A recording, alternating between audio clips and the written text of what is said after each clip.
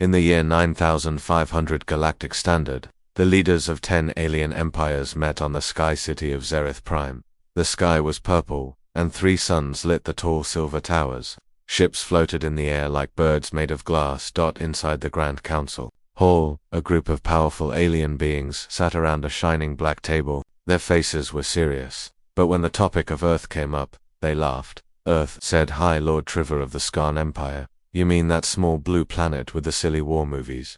Yes, said Empress Devara of the Zentul. Stories about giant ships, brave soldiers, and galaxy-saving weapons. But where are those humans now? Gone, extinct, all lies. They all laughed louder. Their movies were fun though, said one general. Explosions, robots, laser guns. They even had flying cars. Yes, said another, but nothing real. They were dreamers, not warriors. The council called for a toast to the myths of Earth. They all shouted, raising their glowing drink pods. A small mission to Earth. A small alien scout ship named Vela was sent to Earth. It was led by a young alien captain, Zahn. He was proud and curious. Let's go see this dead world for ourselves, he told his crew. Let's record it and show the galaxy how foolish human stories really were. The journey to Earth took 5 days through warp tunnels. The crew laughed and joked during the trip. They played human videos, old Earth films, games, and music. Look at this one, a crew member said, showing a clip of a human soldier fighting off monsters alone. Ridiculous. Another shouted, one human can't beat an army. Everyone laughed, but when Vela reached Earth's orbit, the laughter stopped. No response. The planet was quiet. Too quiet. Zahn stared at the screen. No satellites, no cities, no radio signals. It's abandoned, one of his officers said. Just like they said, Zahn replied. Scan the surface. Scanning now. A strange reading appeared. There's something near the moon, the officer said. But it's not natural. Put it on screen. The view changed and there it was. A giant object, dark gray, floating near the moon. No lights, no engines showing. It was shaped like a blade. Long, silent, sharp. What is that? Someone whispered. Xarn stood up. His throat felt dry. Looks like a ship, but there's no signal, no power, said the technician. It's just ... waiting. The shadow ship, the Vela, slowly moved closer.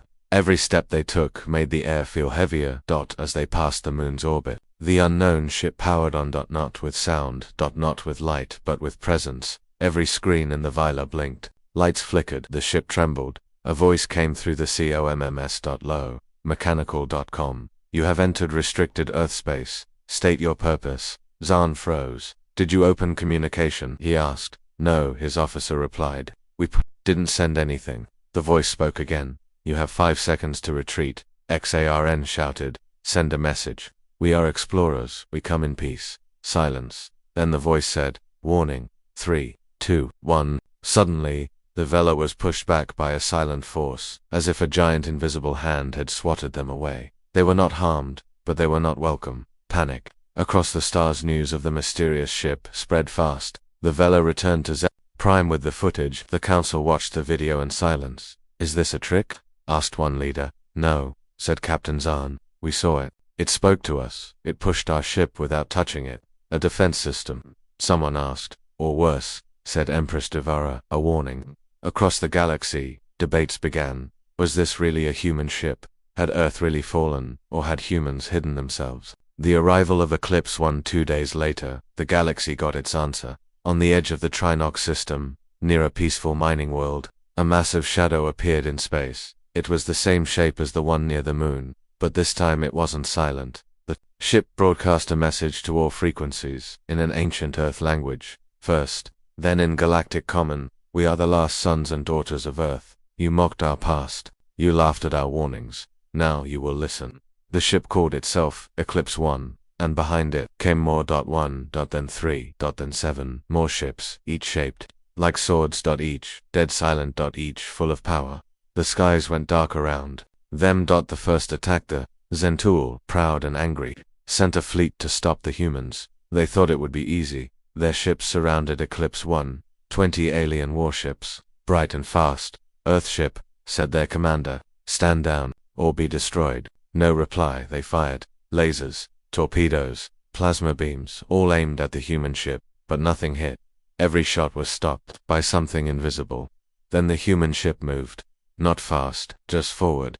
One beam of golden light shot from the center of the ship that had passed through all 20 Zentaur warships like a knife through paper. No explosions, just silence. Then one by one the alien ships broke apart. Galactic fear begins. The galaxy stopped laughing. Now they were scared, very scared. Alien news networks ran the footage over and over again. Who are these humans? Where have they been? What do they want? No one had answers, but everyone knew one thing. The stories were true. Humans were real. Their ships were real. And they were not weak. They had been hiding, training, waiting. The myth returns in the deep space archives. Old records were opened. Humanity had disappeared 300 years ago after a massive solar event. Everyone thought they died, but now experts believed something else. They left Earth, said one historian, but not because they were weak, because they were preparing for what? Asked the reporter. That the historian replied, for this.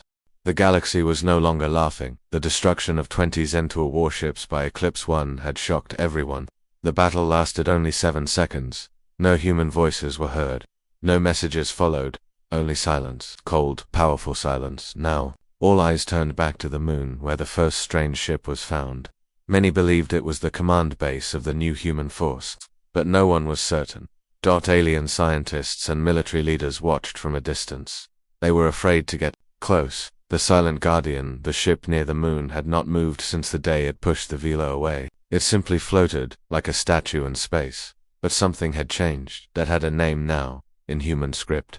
Glowing softly on its dark metal hull, a single word appeared, Guardian. The letters were strange to many aliens, but translators confirmed it. The message was clear. This was not just a ship, it was a protector, a warning. The Galactic Council divides on Zereth Prime. The great empires gathered again. This time there was no laughter, only fear. The humans are back, said Lord Triver. We must form a new alliance. Together, we can defeat them. Empress Devara disagreed. No, we don't know what they want. We must talk first. Learn. You want to talk to a race that just erased a fleet with one beam.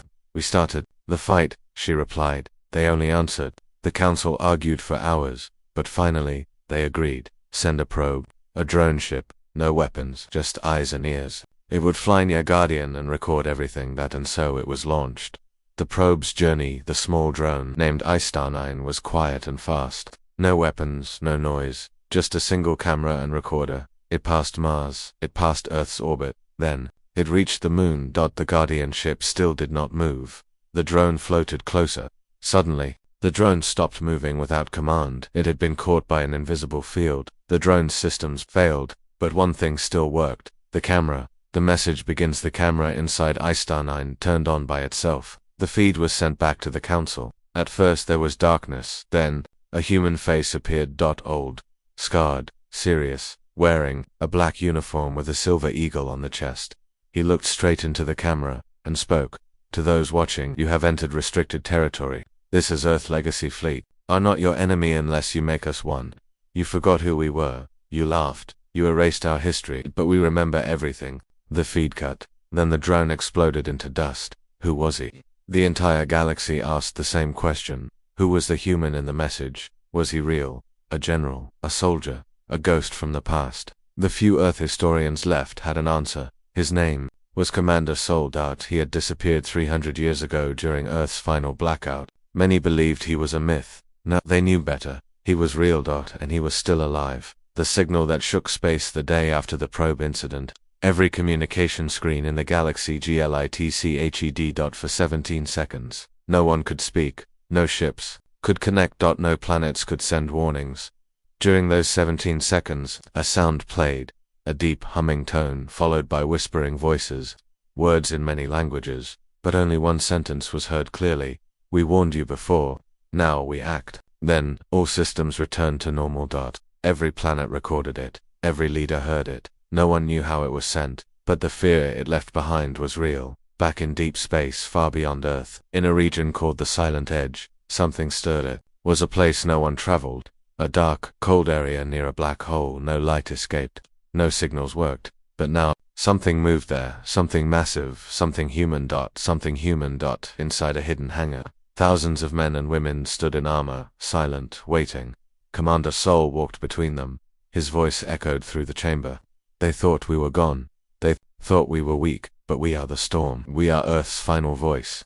And now, the galaxy will listen. A council divided again. The empires were confused. Half wanted to prepare for war. Half wanted to send peace messages. Some even asked if Earth could join the Galactic Council again if they were truly still alive. But Earth did not reply. Not to messages. Not to bribes. Not to threats. Instead, a new broadcast appeared across every galactic screen. It was old footage. Human children, learning science, human soldiers, training human ships being built in secret places. At the end of the video, one sentence showed, "You left us to die. We chose to rise." Then it cut to black. Return of the myths in schools across the galaxy. Students once laughed at Earth stories. Now, those same students read them with wide eyes. Tales of Earth warriors, smart AI, star-traveling fleets, and secret weapons, once thought fake, were now possible. Maybe they had been real all along. Maybe Earth had simply written their future before it happened. And now, that future had arrived. Empress Davara's secret plan. While others argued, Empress Davara sent her own team on a mission. They were to find the lost files of Terra records from the days before Earth vanished. If they could understand what humans had built, maybe they could protect themselves. Her agents searched old ruins, dead satellites, and ancient archives, and finally, they found something. A broken data chip buried on an old trade moon. The file was damaged, but one line was clear. Project Corelight, Earth's final invention. Galaxy-level threat, must never be awakened. Davara whispered the word to herself, Corelight. She had no idea what it was, but she knew one thing: the humans were not finished. Eclipse 1 vanishes 2 days later. All human ships near the Trinox system disappeared.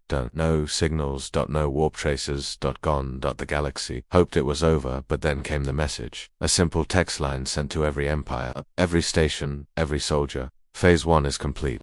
Far away from the bright stars of the galactic core, there was a silent place called Sector Null. It was a dead zone. No light, no sound, no life. Or so everyone believed. No one traveled there. No maps showed it, and any ship that entered never came back. But deep inside this forgotten darkness, a secret burned quietly. A colony, a city, a fleet, and all of it human. The truth about Earth 300 years ago. The people of Earth saw the future. They knew something dangerous was coming, not from their planet, but from the stars. Alien eyes had already found Earth. So humans made a plan. They called it the Exodus Protocol.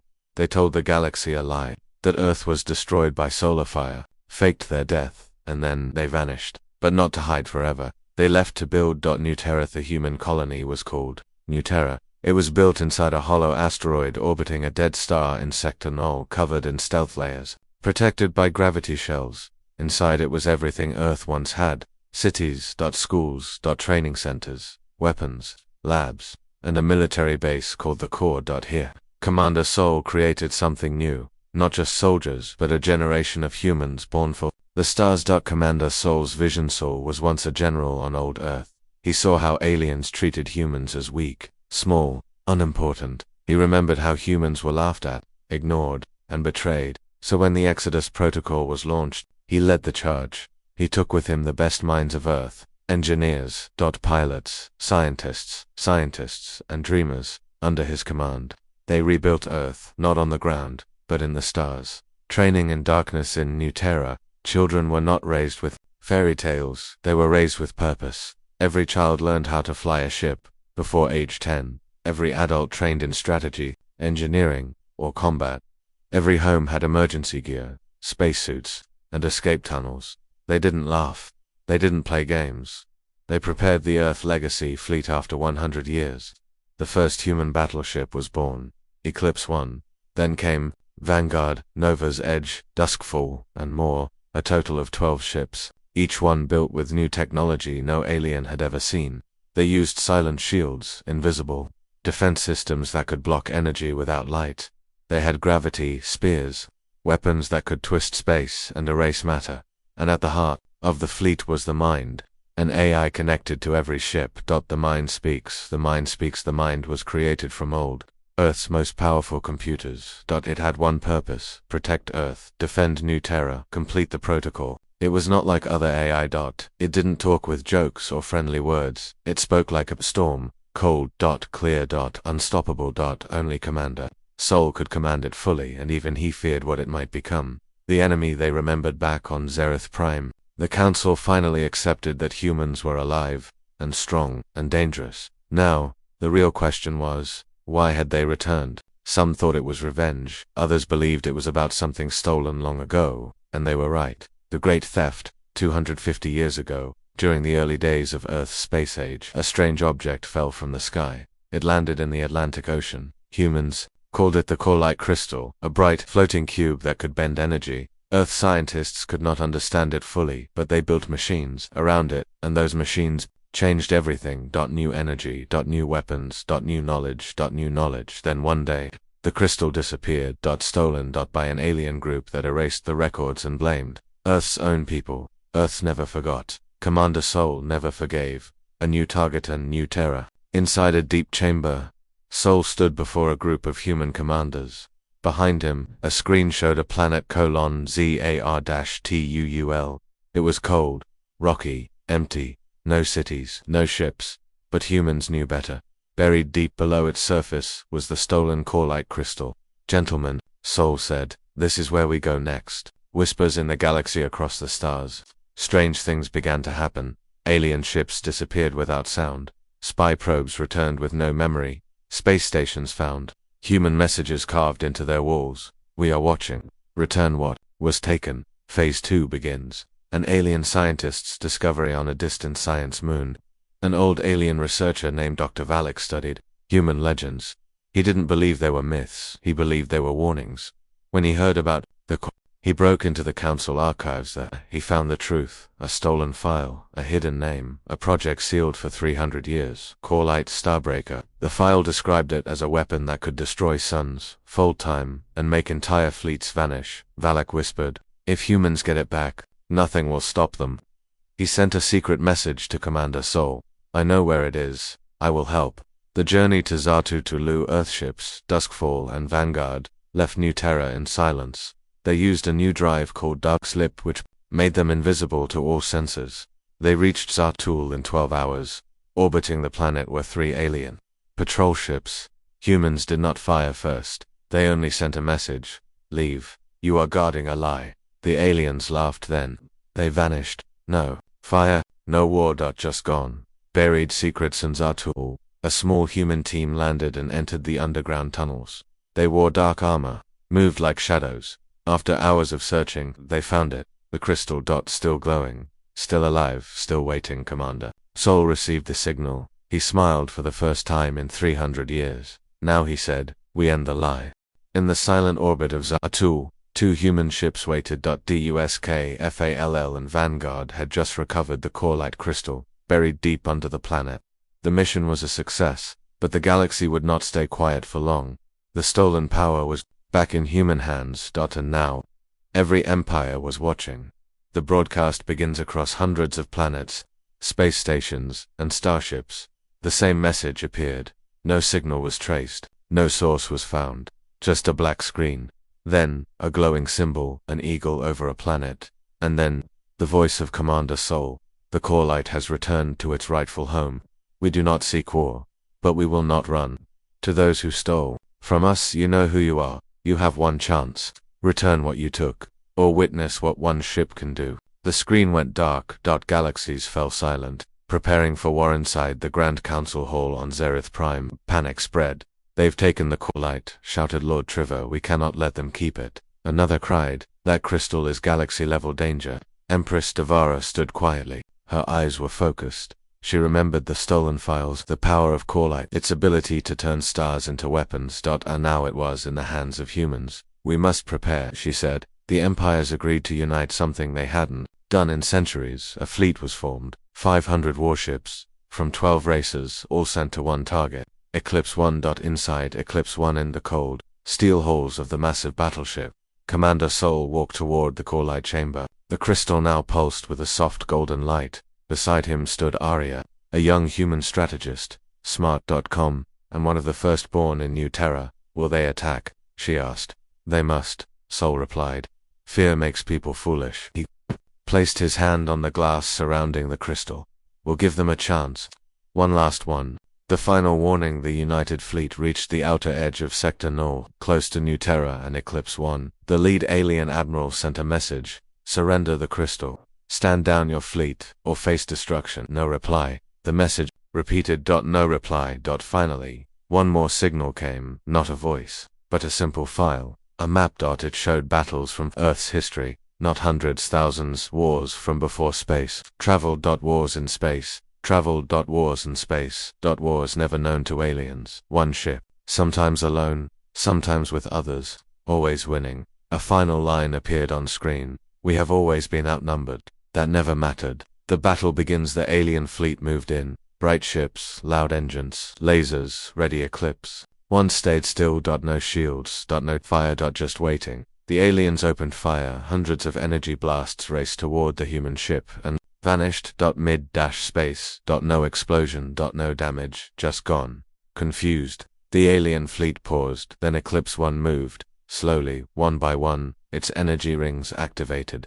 Quiet blue light spun around it. Inside the bridge, Arya gave the order, begin defensive storm. Eclipse 1 released mirror mines, floating orbs that reflected attacks back at the attackers. Half the alien fleet fired again, and half were hit by their own weapons. Gods of Orthan came the real attack. Not from lasers, not from missiles, but from sound. Every alien ship began hearing human war music. Old Earth, battle songs, marches, drums, voices shouting freedom. Confusion spread. Some ships broke formation, others panicked. Then came the drone clouds. Thousands of small machines from Eclipse 1, each targeting engines, weapons, and shields. One by one, alien ships went dark. Not destroyed, disabled.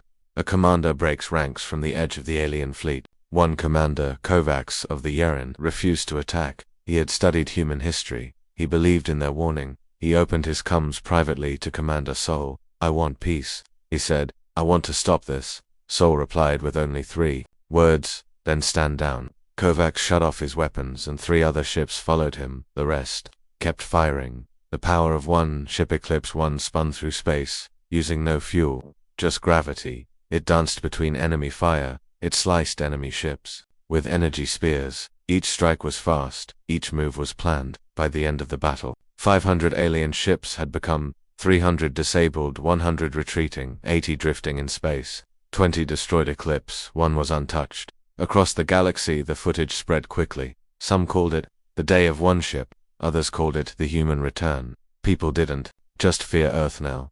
They began to respect it. Students started studying human tactics. Leaders began deleting anti-Earth propaganda.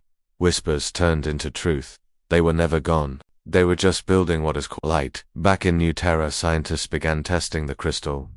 It didn't power ships, it didn't explode. Instead, it changed reality around it. When placed near broken machines, they fixed themselves. When used near weapons, it increased accuracy. When placed near a dying person, their cells healed faster. It wasn't just a weapon, it was something greater. And it had a voice. It spoke only once. I am not meant for war, but I will not let lies win. Commander Sol stood in silence. Then we have the same goal, he said. The officer Sol sent one final message to the Galactic Council. This time, it was not a warning, it was an offer. We do not want to rule, we do not want revenge, but we want the truth returned. Restore Earth's place in history. Admit what you did, and let us be.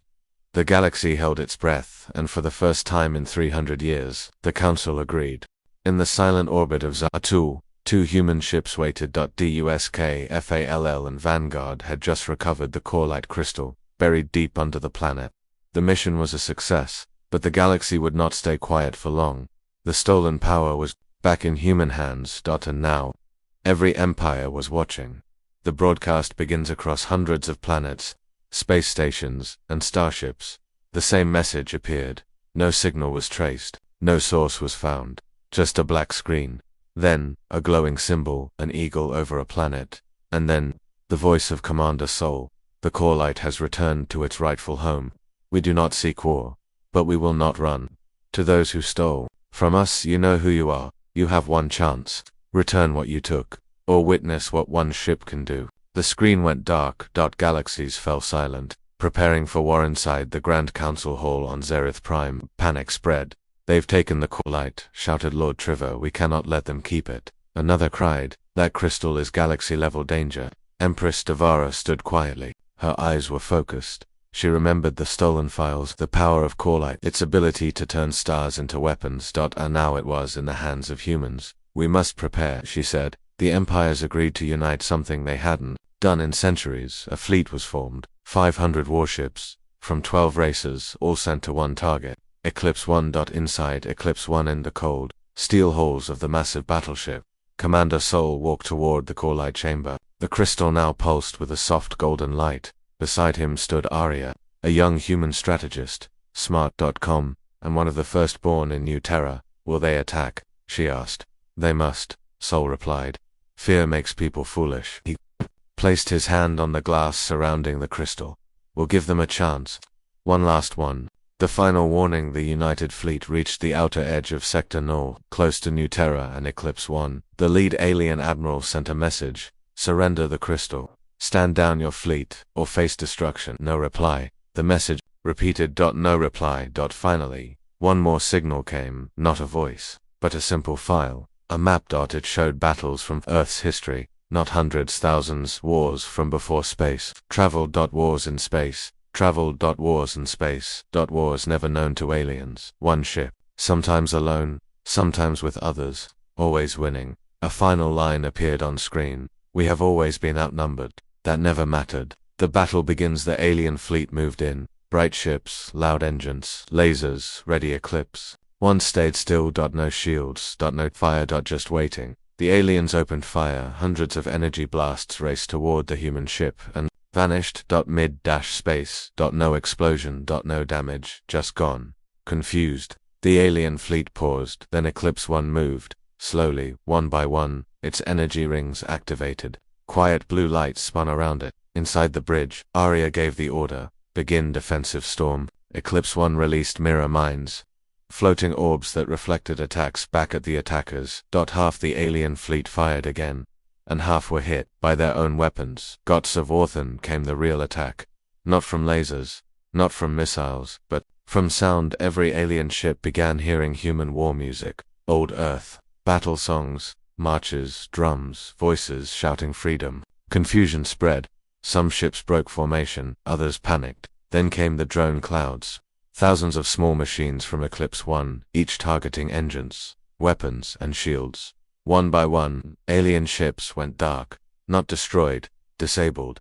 A commander breaks ranks from the edge of the alien fleet. One commander, Kovacs of the Yeren, refused to attack. He had studied human history. He believed in their warning. He opened his comms privately to Commander Sol. I want peace, he said. I want to stop this. Sol replied with only 3 words, then stand down. Kovacs shut off his weapons and 3 other ships followed him. The rest kept firing. The power of one ship, Eclipse 1, spun through space, using no fuel, just gravity. It danced between enemy fire. It sliced enemy ships with energy spears. Each strike was fast. Each move was planned. By the end of the battle, 500 alien ships had become 300 disabled, 100 retreating, 80 drifting in space. 20 destroyed. Eclipse 1 was untouched. Across the galaxy the footage spread quickly. Some called it the day of one ship. Others called it the human return. People didn't just fear Earth now. They began to respect it. Students started studying human tactics. Leaders began deleting anti-Earth propaganda. Whispers turned into truth. They were never gone. They were just building what is called light. Back in New Terra, scientists began testing the crystal. It didn't power ships, it didn't explode. Instead, it changed reality around it. When placed near broken machines, they fixed themselves. When used near weapons, it increased accuracy. When placed near a dying person, their cells healed faster. It wasn't just a weapon, it was something greater. And it had a voice. It spoke only once. I am not meant for war, but I will not let lies win. Commander Sol stood in silence. Then we have the same goal, he said. The officer Sol sent one final message to the Galactic Council. This time, it was not a warning, it was an offer. We do not want to rule, we do not want revenge, but we want the truth returned. Restore Earth's place in history. Admit what you did, and let us be. The galaxy held its breath, and for the first time in 300 years, the Council agreed. In the quiet dark of deep space, after the great battle, there was a strange peace. No more attacks, no more threats, but peace did not mean safety, because the core-like crystal was still waking up, and some secrets were still buried. Voices in the crystalline New Terra science chamber. The core light floated in the air, spinning slowly, glowing with soft gold light. No machine held it. No wires touched it. No wires touched it. It pulsed. Like a heartbeat, scientists watched from behind strong glass. One of them, Dr. Laina Kora, had studied the crystal for years. She had never seen it act this way. It's aware, she said. It's watching us. Commander Sol entered the chamber. Does it speak again? He asked. Yes, yes, she replied, but not with words. It shows ... images. A weapon that thinks the core light was not made by humans. It came from somewhere else, a place far beyond any known system. No one knew who created it, but whoever did, had not made it. Weapon they made a judge. It didn't kill, it decided, and now it was trying to decide about humans. A memory from the past. Core unlocked an old Earth file, one hidden even from Sol. File name Corelight BLACK contained a mission report from 300 years ago. The report told of a human science ship that first touched the crystal. At first, everything worked, but then, the crew went mad. The ship vanished. Only one message remained, repeating in a loop. It's not a weapon, it's a mirror. The mirror if Gidar Core explained the message. The crystal doesn't destroy, she said. It reflects what's around it. If hate is near it, it becomes deadly. If peace surrounds it, it becomes healing. Sol looked at the crystal with new eyes. All these years, we thought they stole a weapon, he said. But maybe, she answered, they feared what it would show them. The Council's new fear back on Zereth Prime. The Galactic Council had agreed to peace. But in secret, many leaders were afraid. If the humans control Corelight, said one, they control everything. What if it reads our actions, our crimes? We should have destroyed it when we had the chance. Some wanted to launch a final attack, others wanted to steal it again, and one had another plan. The betrayer High Lord Vorton, a council member from the Sika Empire, sent a hidden signal to a shadow group known as the Red Wires. Assassins and thieves working for the highest price. He gave them a mission. Enter New Terra. Take the crystal. Bring it to me. They were paid in star gold and ancient weapons. The Red Wires accepted. They had no idea what they were walking into. The break-in and a quiet night cycle. The Red Wires entered New Terra through an old mining tunnel. Their tech was advanced cloaks, energy knives, stealth drones. But New Terra wasn't sleeping. The crystal had warned them. As the Red Wires moved through the tunnel, lights flickered, walls shifted. Then the alarms rang. Human soldiers surrounded them. In seconds, the Red Wires fought back hard to escape. One reached the core light chamber. He raised his blade, and then froze. His body lifted into the air, not by force, but by the crystal. His weapon melted in his hand. His eyes rolled back, and then he vanished into dust. The crystal's message, the core light, glowed brighter than ever before. A voice filled the entire city. A voice not human, not alien, something in between. You seek to control what cannot be owned. I am not your weapon. I am not your enemy. I am your truth, and truth always finds its way. Everyone stood still. Even Sol. Even the mind, the AI of the fleet, paused. The crystal was alive. The map appears after the voice faded. A new image appeared inside the chamber. A star map. It pointed to a place beyond the known edge of the galaxy. A system marked only with one word. Origin. Sol stared at it. This is where it came from. The decision. Sol called a council with his top commanders and scientists. We've been playing defense, he said, fighting for what we lost. But now we have a chance to know the truth, not just about the crystal but about ourselves. Arya stepped forward. We go to Origin, yes, Sol replied. But not all of us. Just Eclipse One, a single journey. A final answer. The council moves again. News of the map leaked. The alien empires panicked. If humans reach the source of the core light, one leader said, they might unlock power beyond anything in history. They must be stopped. A shadow fleet was sent to 50 elite ships, fast, deadly, secret. Their goal, intercept Eclipse One before it reached Origin. What they didn't know was, Sol was expecting them, preparing for the journey in the final hours before departure. Sol visited the crystal again. It pulsed calmly now, like it trusted him. He whispered, we are not perfect. We've made mistakes, but we want to understand. The crystal replied, not in voice, but by opening a doorway inside Eclipse, one that no one had seen before. Inside was a room full of ancient symbols, Earth, languages, alien codes, and at the center, a single chair, waiting. Sol turned to Arya. Let's go. The ship Eclipse One drifted through the edge of the known galaxy. All around it was silence, a deep, cold space where stars were few and darkness ruled. Its target was clear now, the place called Origin, the source of the core-like crystal. Inside the command deck, Commander Sol stood still, watching the path ahead. Beside him was Arya, his most trusted strategist. Behind them was something greater than war. The crystal, and it had begun to glow once more. The message from the crystal as Eclipse One moved closer to Origin. The crystal sent out a wave of light across the galaxy. Every empire received the same signal. No translation needed. You tried to shape me. You tried to hide me. I now return to where I began. The message ended, but its meaning was clear. The final truth would soon be known. And not everyone wanted that. The ambush fleet hidden inside a dark nebula. 50 elite alien ships waited. They had one mission: destroy Eclipse One before it reached Origin. These ships were fast, quiet, deadly, each one equipped with stealth weapons and void cannons, designed to tear through shields silently. They believed they were invisible, but they forgot one thing. The humans had seen every kind of war. They were already watching, a trap for the hunters on the edge of the nebula. Eclipse One stopped. Its engines shut off. The ship went dark. To the alien fleet, it looked dead. They moved in slowly, carefully, weapons ready. Then, the stars vanished. The nebula turned solid black. And from the dark, the human stealth fleet revealed itself. Ships that had followed Eclipse One in silence. The humans struck first. The battle begins. Beams of blue light cut across the void. Human drones swarmed the alien ships, disabling weapons before they fired. Gravity mines twisted space, making enemy ships collide. Alien captains screamed commands, but their systems failed one by one. Inside Eclipse One, Arya gave orders with calm precision. Target engines only, no kills unless required. Commander Sol nodded. We are not monsters. Let them live. Let them learn. The mind joins the fight. The AI system, known as the mind, activated in full force. It connected to every ship, every drone, every soldier's helmet.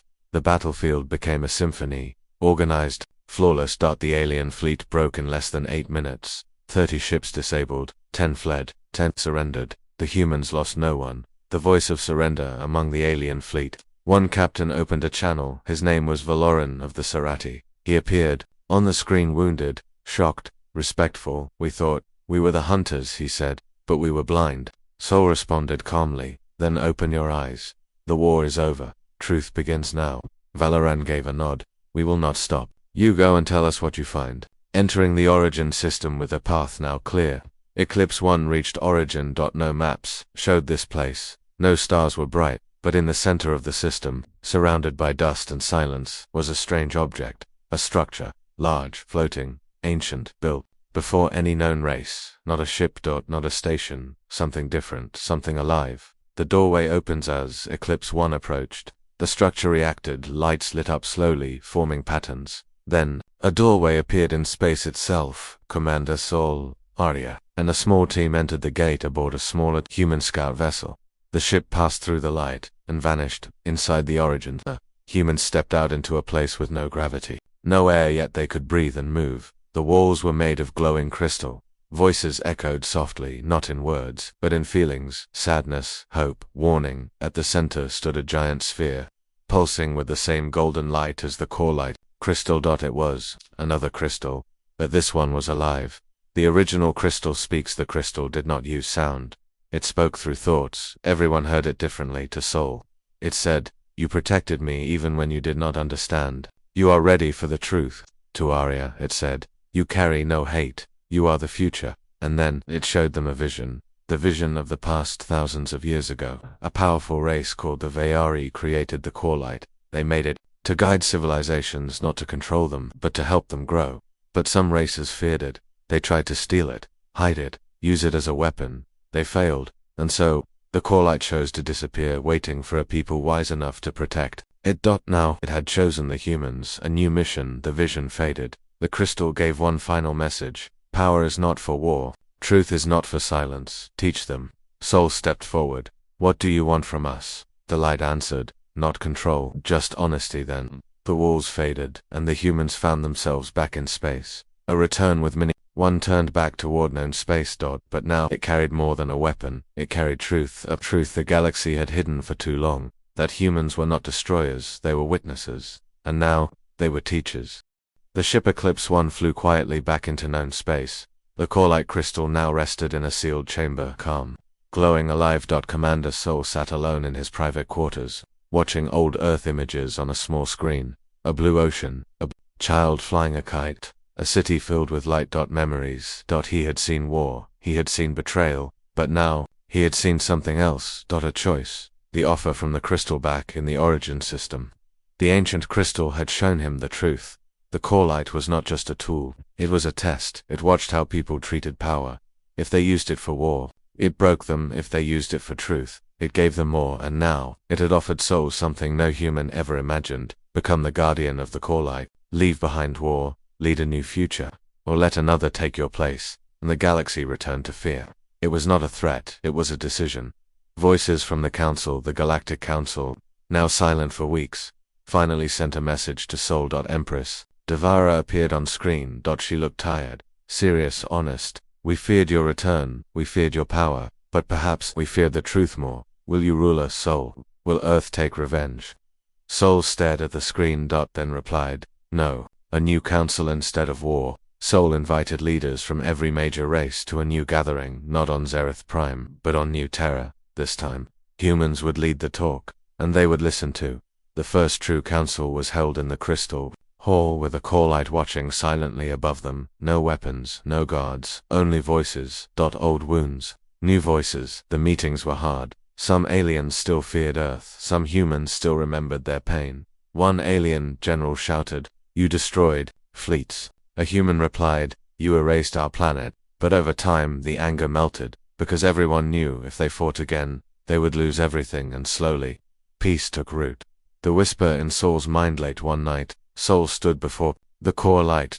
Its glow pulsed gently. Then, without warning, a thought entered his mind. It is time. He knew what it meant. The core light was ready to return to its home, back to origin, where it could rest. But it needed a guide, not a king, not a weapon master, just someone who understood the cost of power. The last decision. Commander Soul called Arya to his side. She had stood with him through every battle. He trusted her more than anyone. "I need to leave," he said. "To origin?" she asked. He nodded. "And not return?"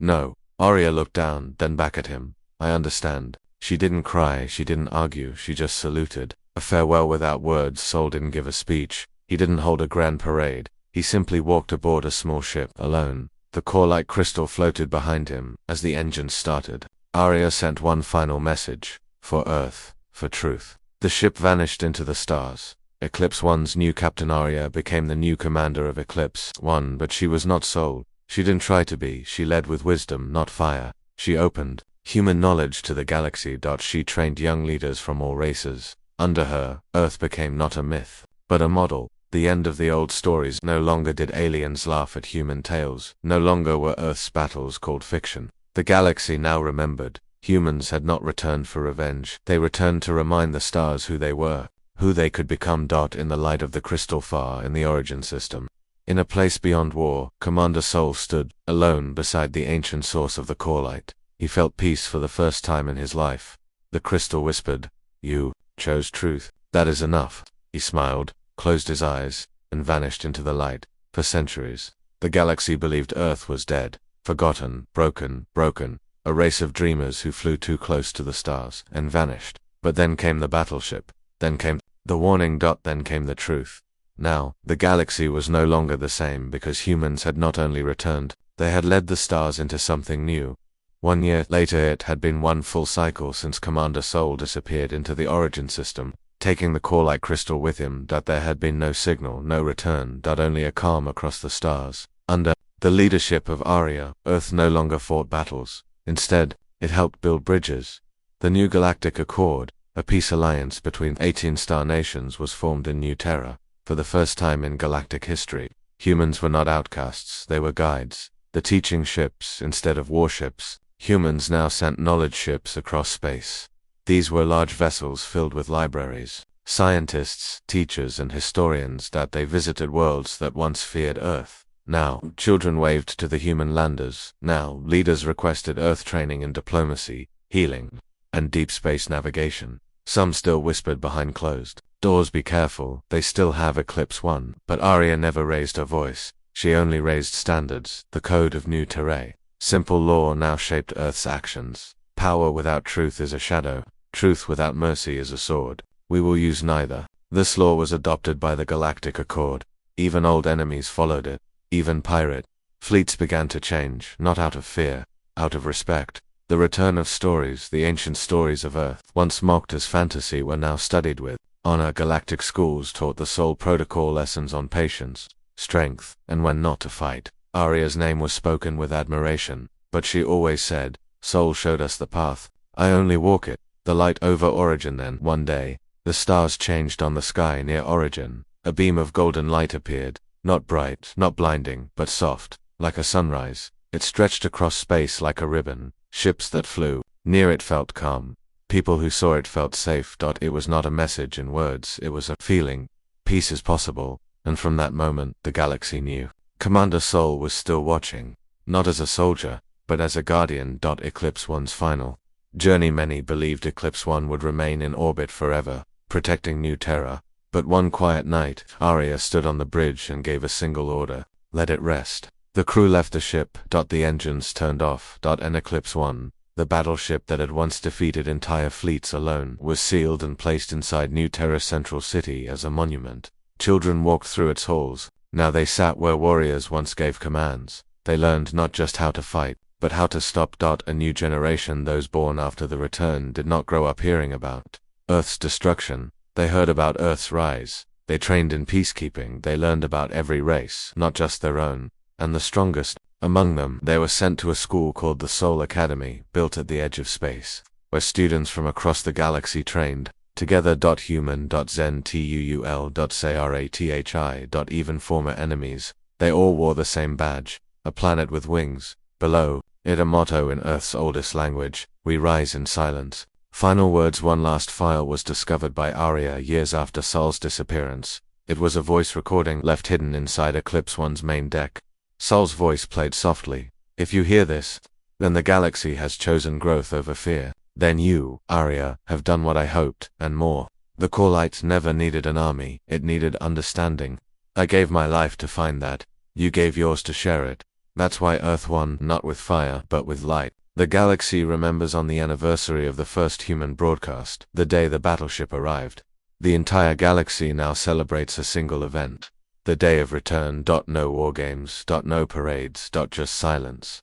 A moment of reflection, a single message broadcast across the stars. We were forgotten, we were mocked, but we became more. We listened, and now, the stars listen back. 100 years later, time had passed. The names Soul and Arya were no longer just names, they were legends. Children knew them before they knew the names of planets, and in every school across the galaxy, young ones recited the same lines: truth before strength, peace before pride. We remember so we never repeat. New Terra had changed to It was no longer just a city, or a colony. It had become the galactic nexus, a place where old wounds were healed and new futures were born. Ships still came, but now they carried teachers, not troops. The last transmission, the 100th anniversary of the day of return. A strange signal was received. It didn't match any frequency. It wasn't from any known ship, but everyone knew what it was. The voice was old, worn, but clear. It was Commander Soul. If this message reaches you, then my time is done. I stayed where I was needed, at the edge of what we know. But the galaxy no longer needs watchers. It needs dreamers. It needs builders. It needs you. I go now into the deep light, not to hide, but to rest, and to trust. The message ended. No one cried, no one panicked. They stood silently, respectfully, gratefully. The new generation from the far systems, new leaders stepped forward. Some were human, many were not, but all were shaped by the story of Earth, the story of a people who refused to be forgotten, and refused to let hate win. Now, battleships were museums, weapons were history, stories were truth. And in the deep night sky, at the edge of Origin, a faint golden line could still be seen, the last light of the Corelite crystal, still watching, still guiding, but never needing to speak again, because finally the galaxy had learned to listen. The true end